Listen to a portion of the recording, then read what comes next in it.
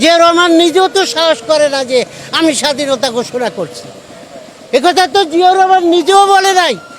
এরা বিএনপিরা কেন বলে? আপনারা কেন এই 50 বছর পূর্বের প্রশ্ন করেন? আমার তো ব্যথা হয়, আমার দুঃখ লাগে। কত জবাব দিবে ওইভাবে? সবাই তো এই সমস্ত প্রশ্ন করে, নতুন প্রশ্ন করেন। দেশকে উন্নয়ন কীভাবে করা যায়, দেশের ঐক্যদের কীভাবে সাধন করা যায়। বঙ্গবন্ধু যেন, আমি হিমালয়ের বংশীবাদক বলবো না, কারণ মানুষগুলোকে অবমূল্যায়ন করা হবে, ইঁদুরের সাথে তুলনা করা হবে। এই জন্য আমি বঙ্গবন্ধুর ডাককে হিমালয়ের বংশীবাদকের সাথে তুলনা করছি না। আমি বলছি বঙ্গবন্ধু এদেশের মানুষের মনের ধারণা, মানুষ কী চায় এগুলো বুঝতে পেরেছে। 24 বছর রাজনীতি করে জেল খেটে তিনি এদেশের মানুষগুলোকে একাকার করেছেন।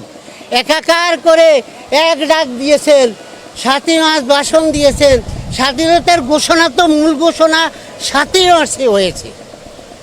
তারপরে 25শে মার্চ দিবাগত রাত্রে 12টার পরে তো 26শে মার্চ প্রথম প্রহরে বঙ্গবন্ধু শেখ মুজিবুর রহমান বন্দী হওয়ার আগে প্রথম প্রহরে বিডিআরের, তখনকার বিডিআর বর্তমান বিজেপি, আপনারা তো জানেন, তাদের সাইকোস্টাইল মেশিনে সারা বাংলাদেশের আওয়ামী লীগের প্রেসিডেন্টের কাছে স্বাধীনতার ঘোষণা পাঠিয়েছিলেন। জিয়াউর রহমানের আগে চট্টগ্রাম আওয়ামী লীগের সভাপতি হান্নান শাহ, আমি আগেও বলেছি, তিনিও তো পাঠ করেছেন। তাহলে কি হান্নান শাহ ঘোষক হবেন? পাঠ করলে কোনো কিছুর মালিক হয়? মালিক হতে হলে সেই যোগ্যতা অর্জন করতে হয়। বঙ্গবন্ধু শেখ মুজিবুর রহমান সারা জীবন রাজনীতি করে মানুষের বিশ্বাস, আস্থা অর্জন করেছিলেন এবং সত্তরের নির্বাচনের নিরঙ্কুশ সংখ্যাগরিষ্ঠ তা নিয়ে ম্যান্ডেট পেয়েছে। এই জাতি, তখনকার 7.5 কোটি জাতির জন্য কোনো কিছু করার ম্যান্ডেট 70-এর নির্বাচনের মাধ্যমে জনগণ বঙ্গবন্ধুকে দিয়েছে। পরিস্থিতির শিকার হয়ে বঙ্গবন্ধু স্বাধীনতা ঘোষণা করে।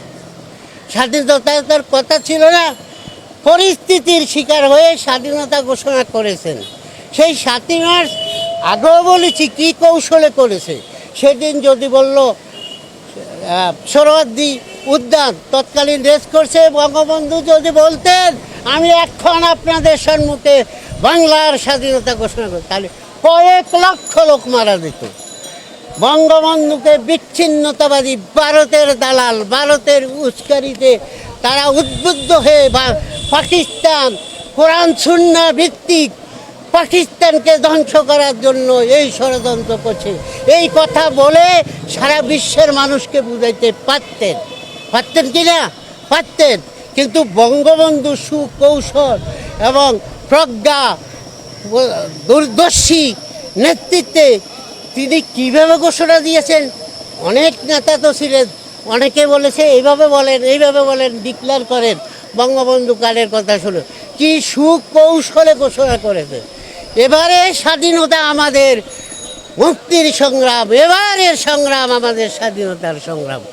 কোনো অস্ত্র গর্জে নাই, কিন্তু ঘোষণাটা হয়ে গেছে। এবার তো আপনাদেরকে আমি ক্লিয়ার করে দিলাম। বিএনপি দেখেন, বিএনপি না, ক্যান্টনমেন্ট থেকে যারা রাজনীতি করে, আইয়ুব, মুনায়ম, ইয়া খান, তাদের দেখেন তারা সবই একই ধরনের। দেখেন আইয়ুব খান রিফারেন্ডাম হা না ভোট দিয়েছিল, হ্যাঁ, জিয়াউর রহমান দিয়েছে, এরশাদ দিয়েছে। হ্যাঁ আপনার না কে? আমার স্মরণ আছে জিয়াউর রহমান যখন হ্যাঁ না বার রিফারেন্ডাম দিয়েছে, আমাদের প্রাইমারি স্কুলে গিয়ে আমরা গিয়ে দেখলাম না এর কোনো বাক্সও নাই। হ্যাঁ জিয়াউর রহমান, না কোন ব্যক্তি, না তো কোনো ব্যক্তিই নাই, নার একটা বাক্সা থাকবে সেটাও থাকবে না।